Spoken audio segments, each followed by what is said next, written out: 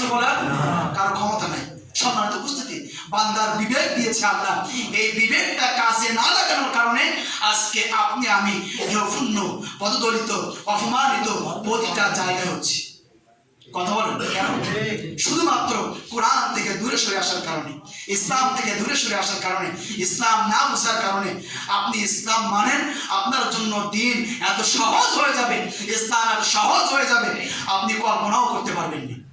আপনার ইসলাম বুঝি না, কোরআন বুঝি না, কোরআন পড়ি না, এই জন্য আমাদের কাছে দিন অনেক কঠিন, ইসলামটা অনেক কঠিন মনে করি। কিন্তু এই ইসলাম ছাড়া, এই দিন ছাড়া, এই বিধান ছাড়া আপনার আমার নাজাতের কোনো ফয়সালা হবে না। নাজাতের ফয়সালা পেতে হলে, নিতে হলে, যেতে হলে বারবার ধন্না দেন রবের কাছে। কার কাছে? রবের কাছে বারবার সিজদা দেন, বারবার বলেন। এমন কোন মানুষ আমার মনে হয় এই মসজিদের ভিতরে নাই, মসজিদের মুসল্লি নাই যে বিভিন্ন বিষয় ক্ষতিগ্রস্ত হয়নি। এমন কোনো মানুষ নাই যে ঋণগ্রস্ত নাই, এমন কোনো মানুষ নাই যে অভাবগ্রস্ত নাই, এমন কোনো মানুষ নাই যে কঠিন রোগে আক্রান্ত নাই। আছে না মানুষ? কেন? এটা আমাদের উপার্জনকৃত সম্পদ, কামাই। কারণ আপনি আমি তাসবিহগুলো যেভাবে করার দরকার, হালাল হারাম না বেছে সব পাইকারি দরে একসাথে চলে, যার কারণে হালালও যেমন আপনার কাছে হারাম, হারামও যেমন আপনার কাছে হারাম। হালাল হারাম আপনি বোঝেন না, আমল করেন না, আপনার শরীরটা হয়ে গেছে রক্ত মাংসে সব আরাম তৈরি, যার কারণে ইবাদত করেন গ্রহণযোগ্য নাই, নিয়ত সহি নাই। ইন্নামাল আমালু বিন্নিয়াত, বুখারী শরীফের সর্বপ্রথম এই হাদিসটা এসেছে, যারা বান্দা যদি একটা আমলের নিয়ত করে, কি করে?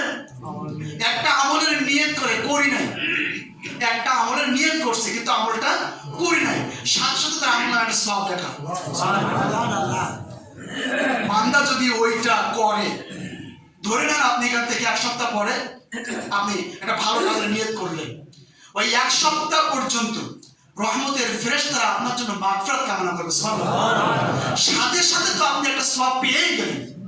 যখন আপনি ওই কাজটা করবেন, ওই একটা আমল 10 গুণ মার্কস লাগায় যা হয় 10 গুণ বৃদ্ধি করে দিবে। আপনি একটা খারাপ আমলের নিয়ত করেছেন, আপনি যতক্ষণ পর্যন্ত ওই খারাপ কাজটা না করবেন ততক্ষণ পর্যন্ত আপনার আমলে গুনাহ লিখবে না। সুবহানাল্লাহ বলতে ইচ্ছে করে না? তাহলে আল্লাহ পাক তার খুলে রেখেছে, আপনার আমার জন্য ওপেন করে দিয়েছে। আমরা এতটাই নাফরমান, বান্দাকে আল্লাহ পাক বলছে কাইফা তাকফুরুনা বিল্লাহি ওয়া কুনতুম আমওয়াতান ফাআহইয়াকুম সুম্মা ইউমীতুকুম সুম্মা ইউহয়ীকুম সুম্মা ইলাইহি তুরজাউন। সুবহানাল্লাহ। বান্দা, এত যে নিয়ামত করে দিলাম আমি, এত নিয়ামত পাওয়ার পরেও তোরা কি দেখিস না যে তোরা যারা মায়ের গর্ভে এসেছিস, কিছু মানুষ তোদের মতো জমিনের আসার আগেই মারা গিয়েছে, মায়ের পেটের থেকে মরা সন্তান হিসাবে জমিনের উপরে এসেছে। দেখিস না? তোরা কি দেখছিস না কত মানুষ অন্ধ অবস্থায় জমিনের উপরে আমি ভূমিষ্ঠ করেছি? কাইফা তাকফুরুনা বিল্লাহি, তোরা কি দেখিস না কত মানুষকে বিকলাঙ্গ হয়ে এই জমিনের উপরে প্রেরণ করেছি? দেখিস না এগুলো? কে বলছে কথা? আল্লাহ বলছে।